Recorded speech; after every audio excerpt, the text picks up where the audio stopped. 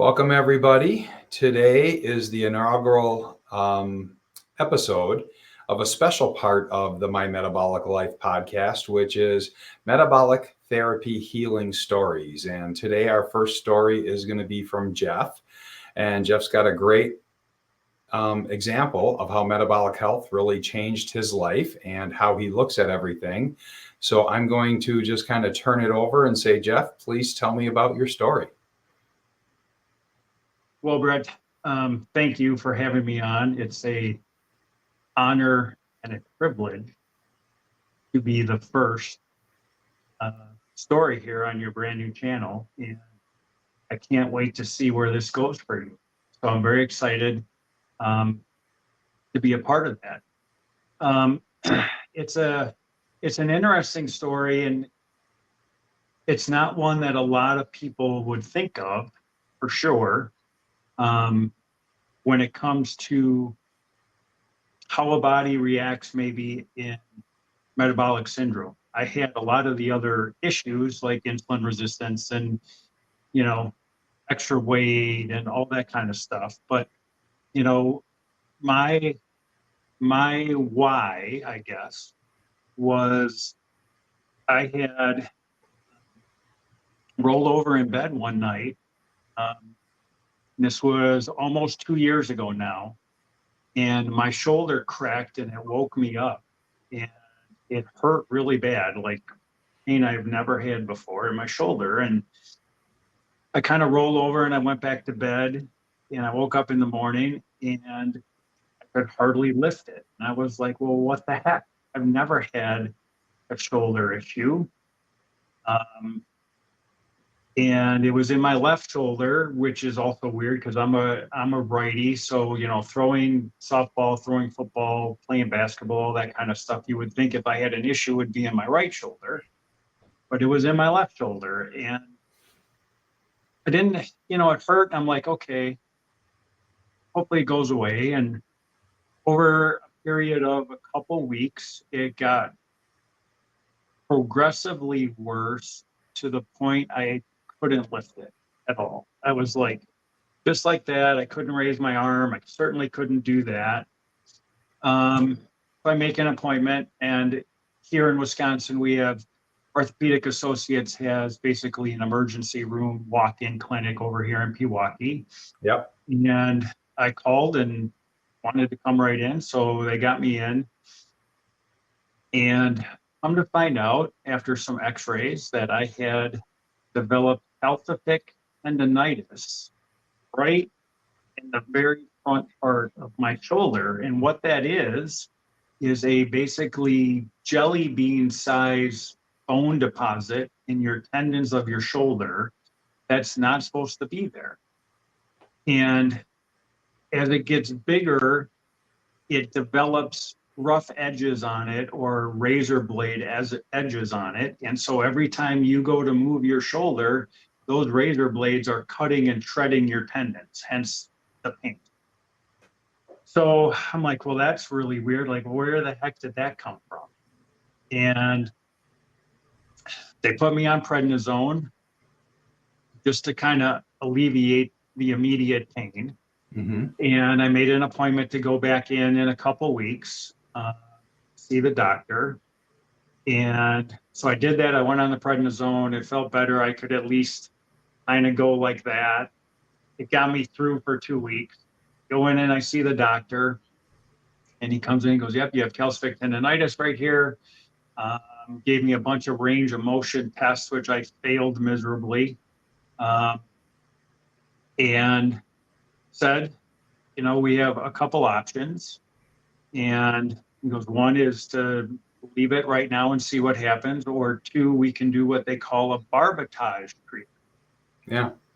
And I'm like, okay, well, what's that? He goes, well, basically, a barbotage treatment is they numb you up, they stick some saline in there to give you some room.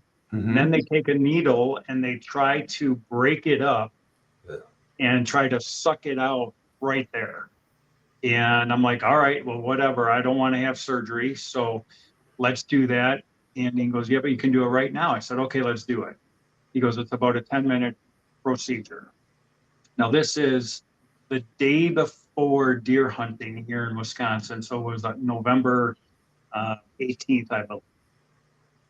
And then they give you a cortisone shot. So he does the barber treatment. It doesn't break up. Gives me the cortisone shot. And he goes, okay, you're going to be good for 2 to 4 months.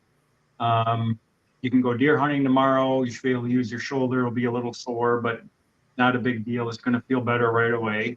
And I said, okay. And out I went. Up north, I went deer hunting. It was freezing cold, snowing, but I was able to climb the ladder and, use my shoulder, and it was sore, but it worked. And I'm thinking, okay, well, let's see what happens. And at this point, I had kind of cut back on what I thought was better diet, where I was having basically these giant salads every day, is what I was eating, with everything on it you could imagine. And chicken and fried chicken and eggs and sunflower seeds and chia seeds and you name it, it was on my salad. And it was really good and I really liked it. Yeah.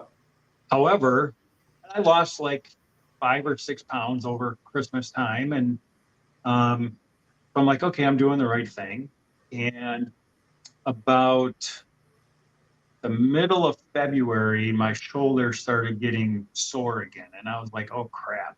He said 2 to 4 months. I'm on month number 3 and it's getting sore. And I'm outside shoveling here in Wisconsin. I'm a facilities manager at a couple Lexus stores. So I'm out doing the sidewalk and driving the plow truck and all the kind of stuff. And it's just getting irritated. And I could just tell that the cortisone shot was wearing off and I was going to have to go back in. And you only get 2 cortisone shots before they do surgery. So I had 1 left and I was like, well, all right, I have nothing to lose. I can't, I could just tell it was going downhill. So I call in and I can't get in until March 22nd. And it's like the end of February. So I get the appointment for March 22nd. And in the meantime, I am going on YouTube and I am searching calcific tendinitis, home cures, and arthritis, home cures, and anything I can think of with the shoulder type of thing. Because the last thing I wanted was surgery. My sister had this operation twice back in her early 30s. I knew what laid in front of me if I had to do this, and I didn't want any part of that. I mean, no part of that, right?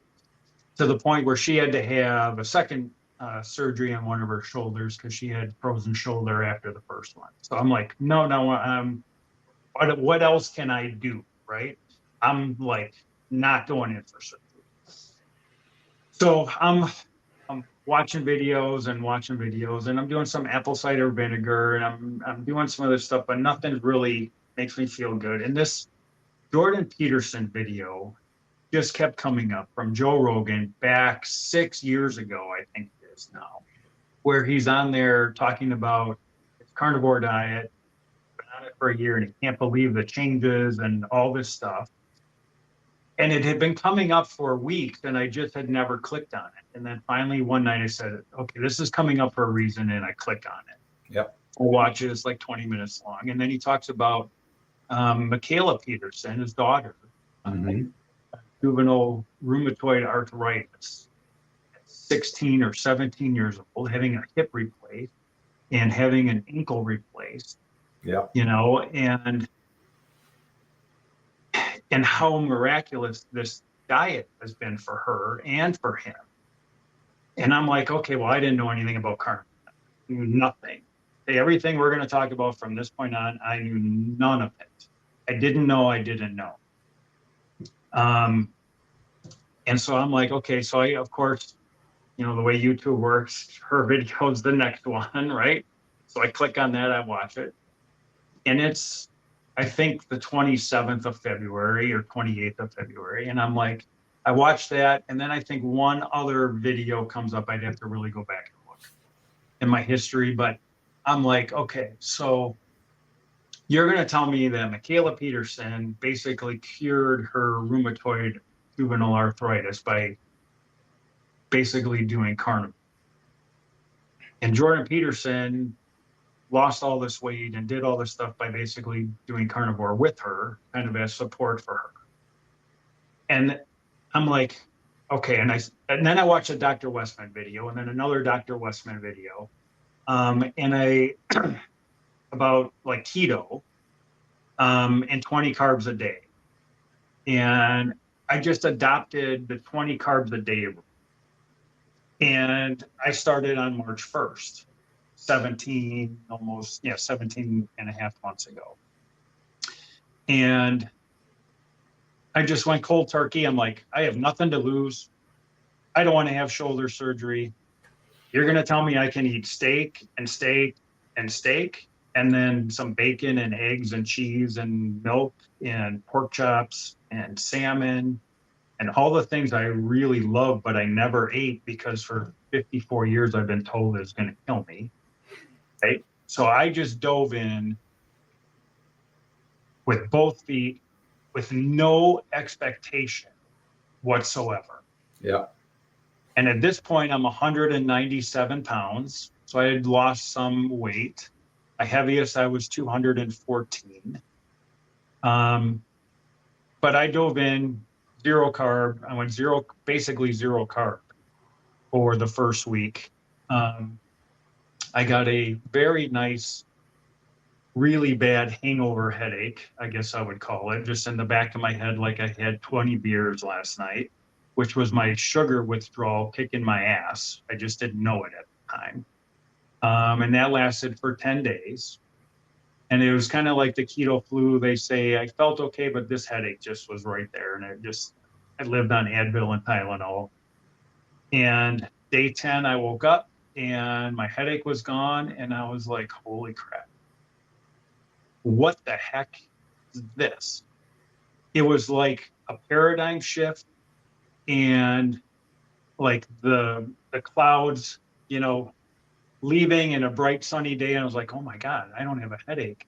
Where did all this energy come from? And what the heck is going on?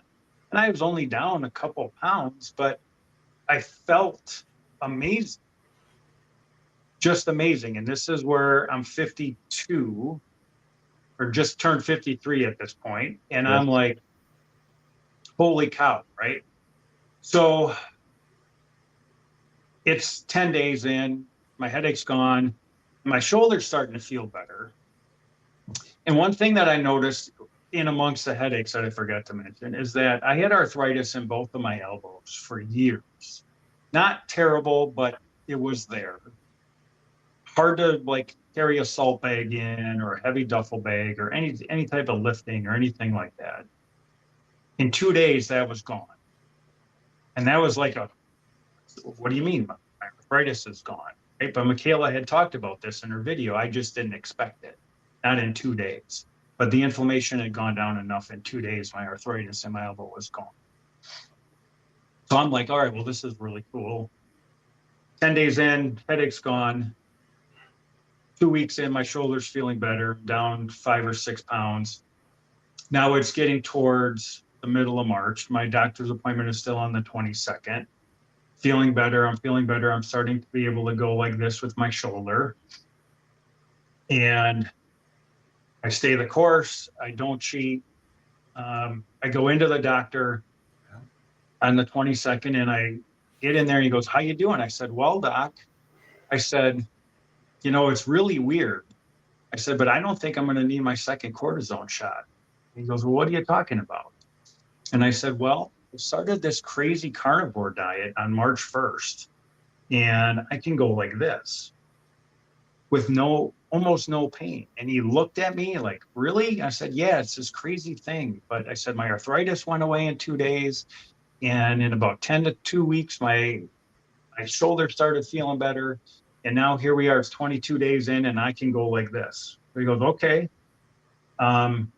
Gives me the same tests that he gave me back in November and I passed them all. And he goes, yeah, you're right. You don't need a second cortisone shot. He goes, I don't know anything about this carnivore diet. He goes, but whatever you're doing, keep doing it. And I said, okay, great. That's good news. I said, thank you so much. And I said, I hope I never see you again. Have a great day.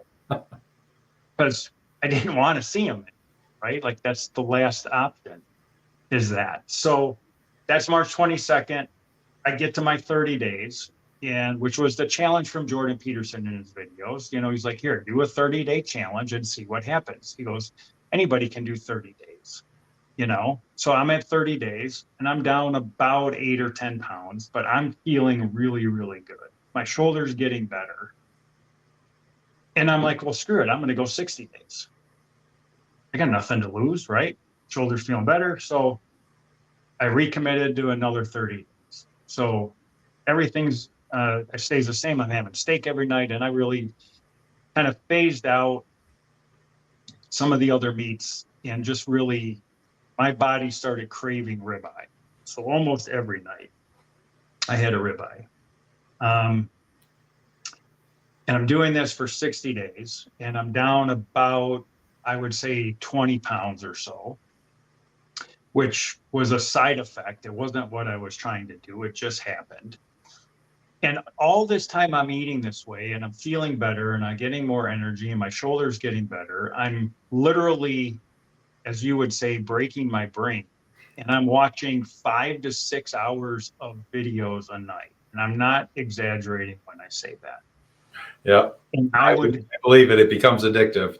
Yeah. And it's like, okay, I didn't know this and I didn't know that. And I had no idea what insulin resistance was until I watched a Dr. Ben Bickman video and found out that really, as I started, that really piqued my interest. And I started going back in my medical history to find out, I had an NMR blood work, a lipid panel done way back in 2012. So this is 12 years prior. And I had an insulin resistance score of 66, which is highly insulin resistant. And my doctor had no idea what that meant. Didn't even bring it up. Just, your LDL's too high. We want you on a statin, which I did for years and complained miserably about my muscles hurting and I felt like crap. And but your LDL's too high. I'm like, okay, but I didn't know any of this stuff, right? So come to find out, I'd probably been insulin resistant since I was a teenager. It's just back when I was a teenager, I played 3 sports in high school.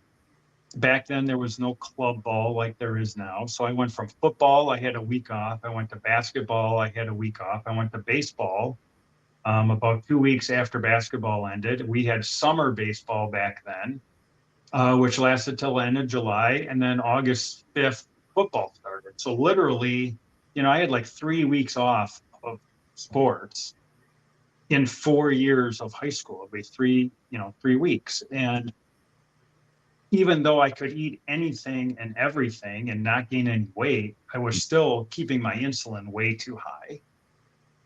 I'm sure that's part of why my LDL was high and my triglycerides were high. Even back, when I was 18, 19, 20, my blood work was never very good. I was 6% body fat my freshman year in high school. I was 191 pounds, playing college football.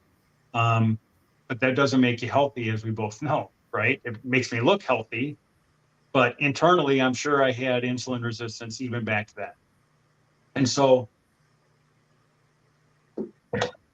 I'm going back through my medical charts and I'm looking at a lot of my blood work and I'm going back going, yeah, God, I've been insulin resistant for a really long time, which then explains a lot of what my body had been going through with being tired all the time, developing the calcific tendinitis, which I'm sure after watching a couple Dr. Sally Norton videos was, oxalates from the salads, because I ate a lot of salad, and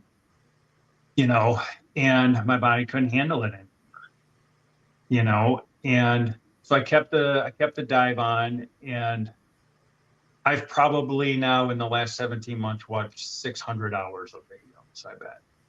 And I'm always learning something new, and there's always a different perspective on something. And it's Yeah. good because you learn it, but then it reinforces, what I've learned in the last 17 months to try to deprogram my brain from the last 54 years of BS from the food companies, the marketing companies, the doctors that didn't really know any better. I don't blame my doctor, it's just what he was taught, right? And that's how they make their money. And that's a whole different podcast, which I'm sure you'll have some other guests on, like Dr. Cooley and some other doctors that can relate more on the back end of that.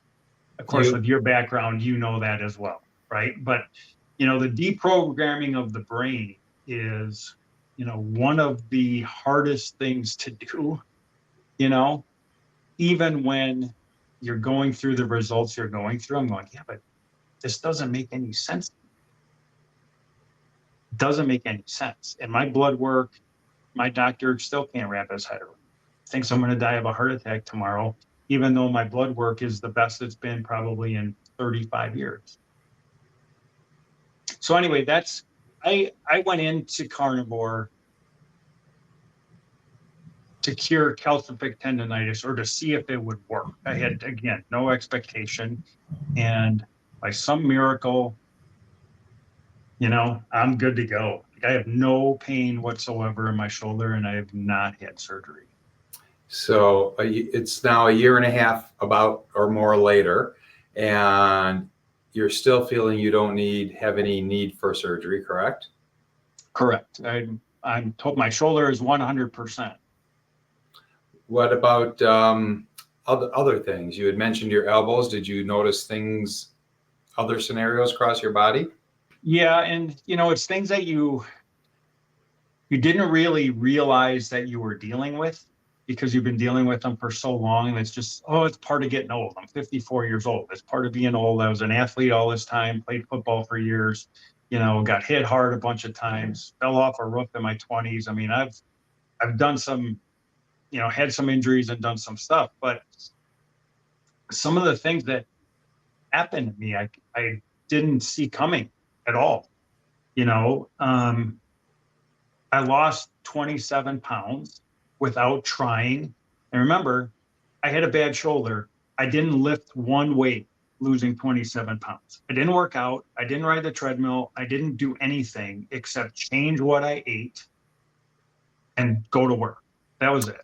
You didn't count 27 pounds. So you weren't counting calories every single day, checking your No, calculator? no. And, I forget which video I watched it on, but the first 2 weeks of carnivore, I overate. Like, I would have a steak and pile 3 eggs on top of it, because I had read somewhere or heard someone say, you got to retrain your body. And so you want to make sure you're really full. Excuse me. So I like overate to the point I'm like, oh my God, I'm so full. I felt like when I would eat one of these big giant salads, I would feel like that. Only this time it was ribeye and eggs and bacon, pretty much. But no, I didn't do any calorie counting. I followed Dr. Westman's rule, which was, 20 carbs or less a day, eat as much as you want when you're hungry. When you're not hungry, don't eat. It's super simple to do. It's just not easy to do, right? And there's a distinction there, because counting 20 grams of carbs in whatever food you're going to eat is super easy math. And then only eat when you're hungry. And then if you're hungry, eat as much as you want, as long as you stay under 20 carbs. That's it. That's all I did. Super simple, not necessarily easy, because I did have the cravings and I did want, we're in Wisconsin, it's a lot of custard and cream puffs and all the stuff that's great about Wisconsin. But I didn't do any of that, So I cured my calcific tendinitis. I lost this weight, which I wasn't planning on doing. The arthritis in my elbows went away. The neuropathy in my toes has gone away in the last couple, 3 or 4 months, which is really cool. Yeah. because when I would lay down to go to sleep at night and the blankets would be on the top of my toes, it always felt weird because it's almost, neuropathy is like a numbing feeling in your toes. Well, that's gone. My sensitive teeth are gone. For years and years and years, all I could do is drink lukewarm water. If I had cold water or cold milk or hot coffee or hot chocolate, my teeth would hurt. And so I had to do everything like lukewarm. Now I can do whatever I want. That is completely gone.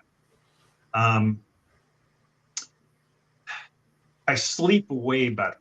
And when I mean like way better, I mean like holy crap better.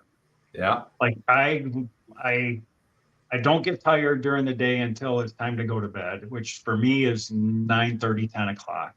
I hit the pillow and I'm out, and I sleep like a rock, and then I get up around between 5 and 5:30 almost every day, including the weekends now, and I'm ready to go. So my sleep has definitely gotten way better. Was that how you always used to kind of wake up naturally? No, I'd like to sleep till 8, 9, 10 o'clock, and then I'd feel groggy and like crap all day.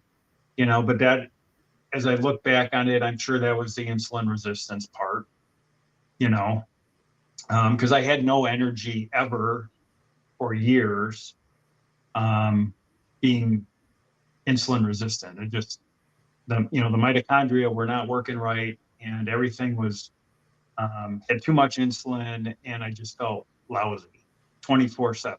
I'd fight through it because I had to, and I got 2 kids and big yard and work and all that, but I was never like, okay, let's go. Like it's go time. I never felt like that until now. I don't take any naps anymore. I could take a nap like that, especially if I ate and then it's like, forget it, I'm out. Right. And I have no crashes during the day because I'm not getting that insulin spike. So, my blood sugar is just flatline, Yeah. which means I don't have this and then crash. I just flatline energy all day. One of the other weird things, Brett, I have zero heartburn.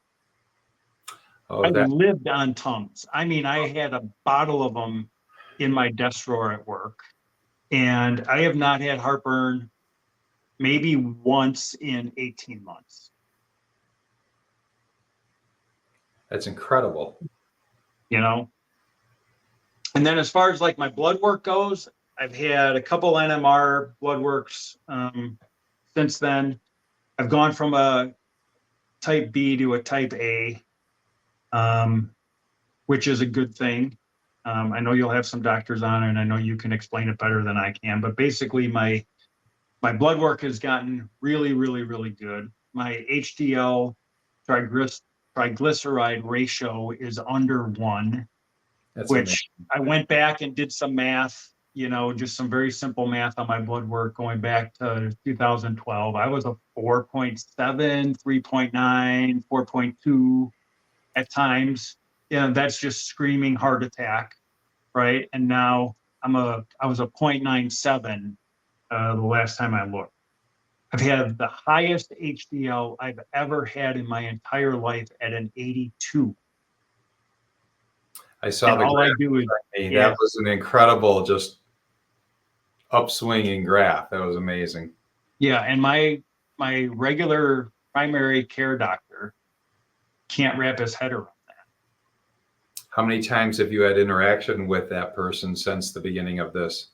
Two times. And the last time at my last physical was in March. I went in, and I take that back. My last time was just January 3rd of 24. So about 10 months. Yep. And, I had an NMR right before that. And that's when my 82 was there. My triglycerides were 80, and my LDL was like a 208 or something. And all he said was, your LDL is way too high. You're going to have a heart attack. He didn't even care about my HDL or my triglyceride ratio or any of that part. And, I went in, and I'm somewhat educated by this point, because I was basically 9 months of deep diving, breaking my brain and watching all these videos and understanding the lingo. Yep. And I went in with 2 studies from Dave Feldman and Nick Norwitz on the lean mass hyperreactor stuff going on, because I had become one of them. Although my LDL wasn't, a 400, but I still had the triad, Sure. and I brought 2 papers in, and I brought this book in, and Right there. yeah, and I gave them a copy. I bought an extra copy and I gave it to them.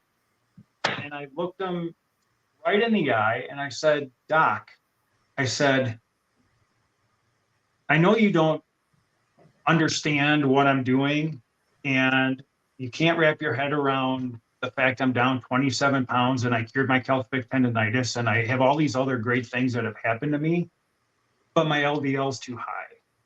And I said, I don't care what my LDL is.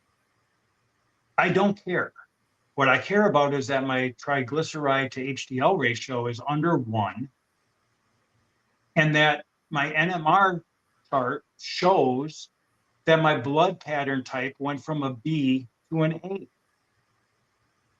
And I said, I was insulin resistant back in 2012 when you gave me my first NMR chart. And I looked him right in and I said, you didn't know it. And I said, I've been insulin resistant for who knows how long, but for sure since 2012, because the NMR chart scored me high and my blood work was terrible. And I gave him the book and I gave him the things, the papers from Dave and Nick. And I told him about the website and the study that was going on. And, I said, look, I want a fasting insulin test. And I had to argue with him on this, which now I tell people get a HOMA IR score, because police doctors know what that is. But I was really, really stern with him to the point where I think I pissed him off a little bit. Like I bruised his ego, but I'm like, look, you work for me. I don't work for you. You work for me. This is what's going on in my life. You can sit here and think my LDL is too high, but you can't deny my metabolic change in my entire body, whether it's my blood work, my calcific tendinitis, my weight, my complexion, I don't sunburn anymore, you name it. All of these things have gotten better because I don't eat carbs. If you can't wrap your head around that, that's okay. You haven't been taught that way, and I'm not going to hold it against you. But don't try to sit here and lecture me that my LDL is too high. And I'm bringing up David Diamond, and I'm bringing up, Dave in the study and like all this stuff. And he's like, well, if it's not in this, I forget the journal he said, or the published paper journal. And I said, look, I don't care. I'm a real result guy right here in front of you. This is what's happening. And guess what? There's thousands of me out there with very similar results. Tens, if not hundreds of thousands. Yes. And we're, it's shows like this where we have to continue to be loud, because we're up against, it's like David and Goliath, right? It's like, they got billions and billions and billions of dollars to keep this marketing crap up and all this stuff with everything you hear about statins and Ozempic and you name it, it's out there, right? Yet, if you go talk to 100 carnivores who have been doing this for any length of time, we all don't need any of that stuff, which is their biggest fear, because they don't make any money on it. The medical profession is making zero money on me. Zero. Take nothing. Let's put just a little context and nuance to that, because I do have a number of doctors that are friends, and I want to reinforce something you said just a minute ago, that we're not holding it against individual doctors, because they're taught a certain way. Over the last 40 years, they've all gone from working for themselves in small practices to working for large systems where they're kind of employees with golden handcuffs. And unfortunately, we've had decades of guidelines that have radically changed on what is considered evidence-based medicine, that they're kind of locked into, or let's just say they're not aware of, that there's alternative guidelines out there. There's other professional societies that understand this context of what you've done, I've done, hundreds of thousands, millions of people around the world have done. And I don't think that your doctor or my doctor or any doctors out there are really worried about the fact that everybody's going to become like us, because I don't think they see that tidal wave coming their way yet. But yes, at the high level, at the macro level, and I know that some of the people like that have done research with Dr. Diamond, David Diamond, that you referenced, that they've been called into pharmaceutical companies because these are the experts on what's going on with nutritional ketosis. What do ketones do in the body? And you're now living in nutritional ketosis, or what I call, it's not that I call it, I didn't coin this phrase. It's called metabolic therapy. And you've fixed your metabolism. One of the reasons why we see people's LDL levels go up, not most. 1/3 will stay the same. Closer to 2/3 will relatively stay the same or improve. About 1/3 stay the same, 1/3 based on normal metrics, what mainstream doctors are used to looking at, they get better. Usually those are your heavier people. It's yourself that went back to your kind of old athletic body and would qualify as a lean mass hyperresponder in what we call that phenotype, that triad of higher, over 70 HDL, under 80 triglyceride, and then a higher over 180 typically LDL. That fits what we now call the phenotype of a lean mass hyperresponder. If you're really lean,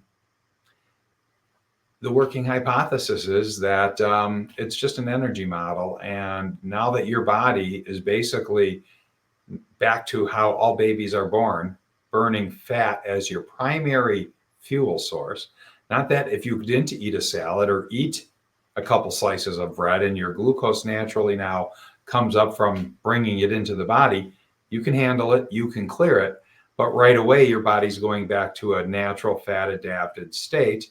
And so upping the LDL is just simply the trafficking vehicle that the triglycerides, that the fat that we're pulling out of our fat cells or converted from the last meal in the liver, that's how we send it out to the body. We got trillions of cells that are now happy to burn fat because we're no longer insulin resistant, where the body's always tapped down on that stored body fat. That's why we keep putting it on and on and on. Anyhow, I'm not teaching you anything, but I'm saying this for the benefit of people watching.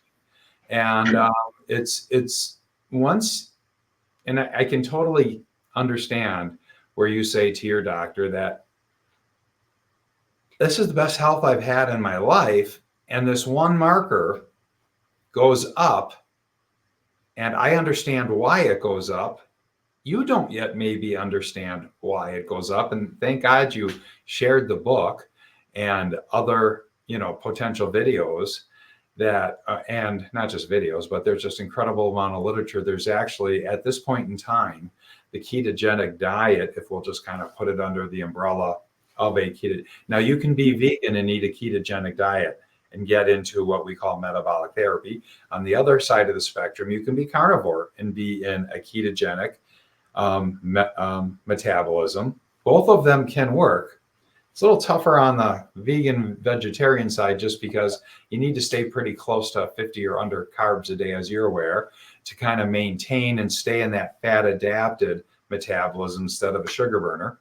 So you get to leverage all of that nutritional ketosis.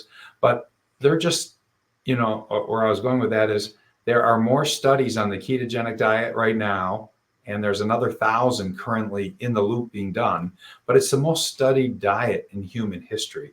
So if there were negativities to be found from it, from randomized control trials, we would know about it, and they're just not there. But nobody wants to tout that because the number one side effect of all of this is we stop needing medications. And Right. And there's no money in that.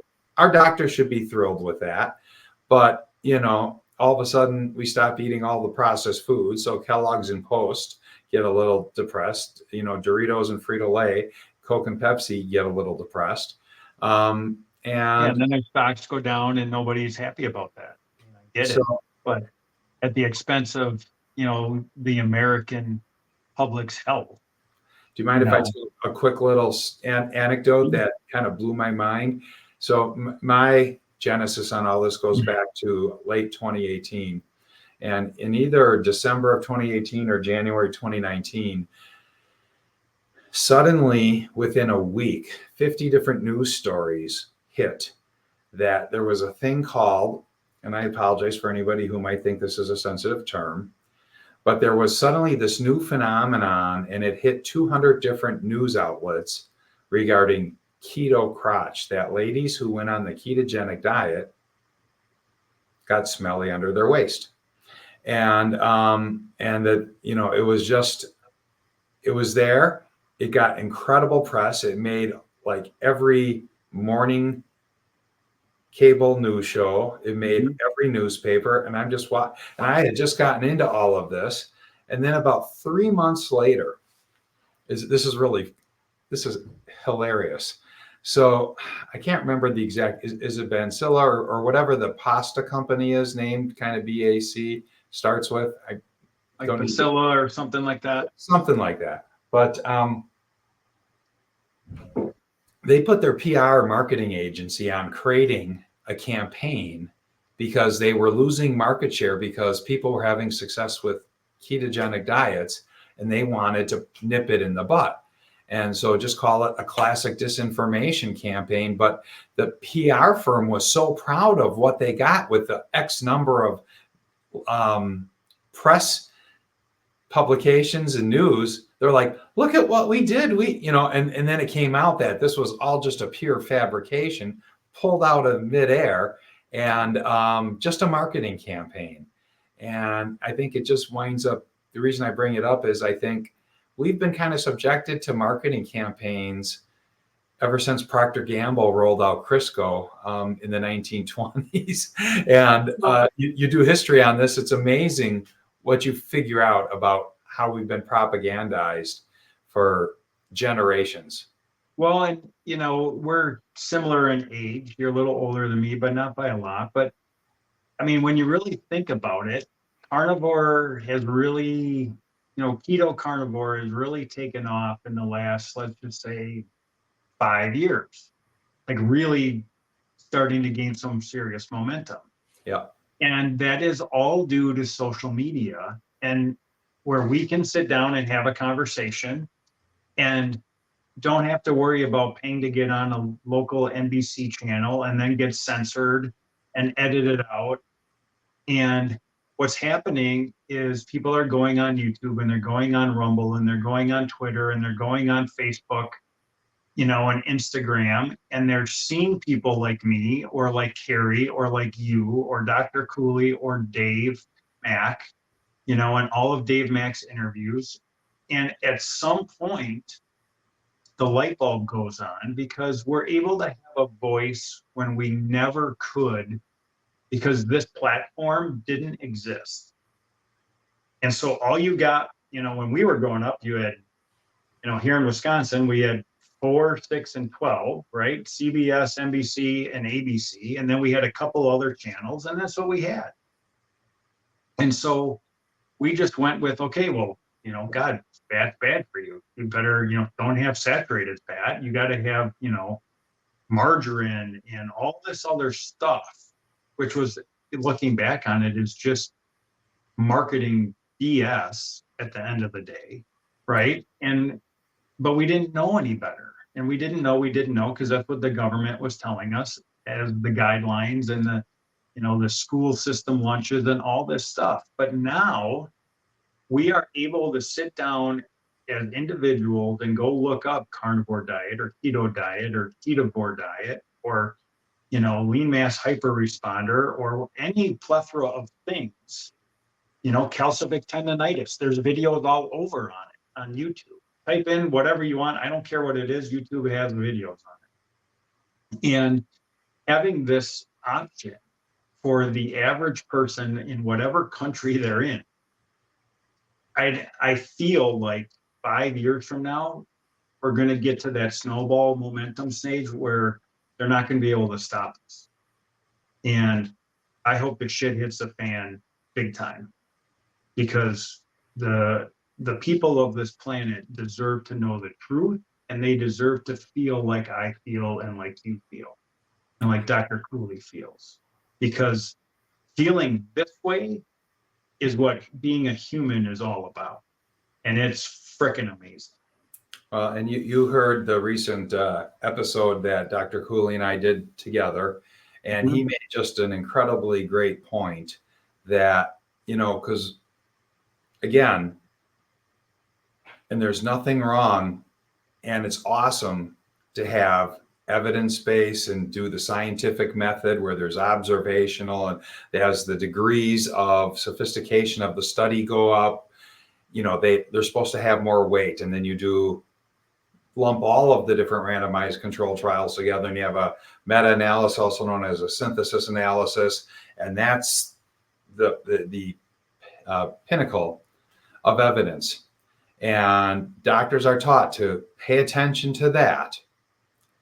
But what Dr. Cooley said the other day is that, we have to start paying attention to what's going on clinically in front of us, and not dismissing people and just saying, well, that's an interesting, weird anecdote. Because what I find is that some of the doctors, like Dr. Westman and a number of others, Dr. Ken Berry and all of this stuff, many of them, not Ken Berry as much, but others, Dr. Naiman, they had patients who came in and wiped out their obesity, wiped out their hypertension, wiped out their diabetes. And when the doctor asked, oh, thank God you were following my advice, I go, oh, no, I didn't do that at all. I did this new Atkins book that was out here. Mm-hmm. And some of these doctors, including especially Westman, was like, what's going on with this? Because it's not what's in the guidelines. He went and spent a month at Atkins' office and went through all of his hundreds and hundreds of thousands of patients that got cured with everything. And he wound up with other doctors writing the new Atkins for the new you. But it was because of paying attention to proof. And where you just mentioned Dave Mack,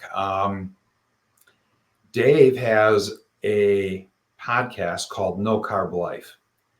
And so when I just said studies happen out in the medical literature, and that's what we see in the journals, and we pay attention based on what's the population size. The bigger the population size, the more credible the data. Well, instead of us just being, I'm my 1 = 1 that my doctor had to deal with, your N = 1 that your doctor, and they can write us off as anecdotes. But there's people from all around the world, and like 600 videos on Dave's No Carb Life. And just every one of these people has some story as powerful as yours. We haven't talked about mine. People can find that by going to other ones that I'm going to do. I'm not going to extend this another half hour and go into all of that. But, as simply put, I dropped 115 pounds in 9 months. I reversed calcification, complete calcified plaque in one of my arteries. 2 still have some, but through a pulse cardiac test, we were able to measure complete reversal of soft plaque across my body. And as well as, which is awesome, by the way. Yeah, I'm incredibly happy. And, and I reversed metabolic syndrome and borderline prediabetes, and all of these things just got wiped out incredibly quick. And so that's as quick as I'll just go through all of my stuff. But now there's tens of thousands and hundreds of thousands of N = 1 that in and of itself, as Dr. Cooley said, clinical presentation, what's happening right in front of the doctor's eyes, they have to just realize that this is going on all over the place. And the coolest thing about watching the last 5-year evolution of Dr. Cooley is where he also said that he goes, okay, he was a doctor for 20 years plus doing practice, cardiologist, before he got his brain broken and opened his eyes to what's going on with nutritional ketosis, what metabolic therapy does, and how it also helped him so tremendously with his health issues. And now he's completely changed from, we'll call it a normal old style doctor. He's setting up in Provo, Utah at Intermountain Health, one of the first cardiometabolic health practices in the country and world. And, he I goes, wish he was here. I know. I'll get him to come back on vacation when he's visiting his mom and brother. But what happens though is what one of the other comments in that podcast was that was just so powerful. He said, I have in the last 5 years since changing how he practices medicine, he's had a tenfold increase in the success. In other words, for all of the first 20 years, the amount of success he had in 20 years, in the last 5 years, he's had tenfold that amount of success because of how he's practicing now. So it's a whole nother paradigm. You and I believe that this is where the future lies. Well, it's I brought this up once, I think, in one of my Dave Mack videos, but if for anybody that's watched the Matrix movie, okay, which is almost everybody, Yeah. okay, when you step out of the standard American diet world where you're plugged in that little cocoon and you don't really know what's going on and everything's fed to you and you think you're in this great world, but in reality, the world is over here. When you step out of that and get unplugged, and then you go through the transformation, and your body will react to that because your body is a mirror image of what you do to it, good or bad. Your body over time adjusts. And so it's like being in the Matrix, getting unplugged, becoming Neo, and then being Neo of your own self and your own transformation to the point where, I go and I can, I work at Lexus and we have food everywhere, every day. And none of it's really good for the most part. A lot of snacks, a lot of cookies, a lot of cakes, a lot of, the ladies bake like crazy, which is all really good stuff, but I can sit there and go, no, not having it. It's like, at the end of the Matrix movie and he stops the bullets and they fall right in front of it. That's what you can be like when you get out of the sugar addiction that you're in, get out of the insulin resistance that you're in, and become aware that the whole thing is rigged against you so they can make money on you. And when you do that, then you can be Neo and be that person that says, no, I don't need that. I don't want that garbage. I don't want that. I'm having steak and eggs and cheese and butter and that's it. And I feel amazing. And you're not going to take that away from me. And it's all up here because like I said earlier, it's simple. It's not easy, and in the movie, guess what? When he took the pill and he came out and it's like, this is the real world, he threw up. Right? He's in the ship and he threw up. He's like, because he couldn't, it was such a mind job. He couldn't even believe it because, he had his house and all this stuff and his job and all that. And all of a sudden he's in some spaceship going, what do you mean? This is the real world and I get to eat mush, but it took him a while to figure out that he was the one. Well, guess what? Every single person that watches this video, you can be the one for you. That's all it is. Be the one for you. You were the one for you. I stood up and figured it out for me. I'm sharing it with other people, which is part of why I'm getting on YouTube. I have a face for radio. Okay. Both of us.